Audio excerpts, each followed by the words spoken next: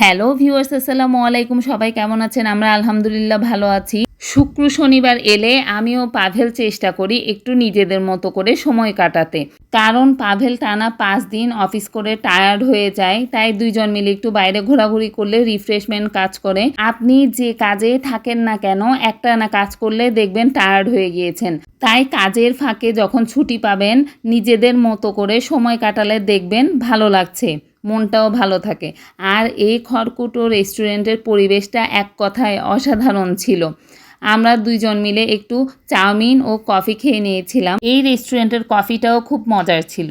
কুড়িগ্রাম যেহেতু বন্যা হচ্ছিল, তাই এই রেস্টুরেন্টের নিচে পানি উঠেছিল। নিচের যে জায়গাটাতে পানি দেখছেন, এখানে কিন্তু এত পানি থাকে না। এখানে বাচ্চারা খেলাধুলা করে, খাওয়ার ব্যবস্থা করে দেওয়া আছে, বসার ব্যবস্থা আছে। আপনি বসে বসে নদী দেখতে পারবেন। সবাই ভালো থাকবেন, সুস্থ থাকবেন। আসসালামু আলাইকুম।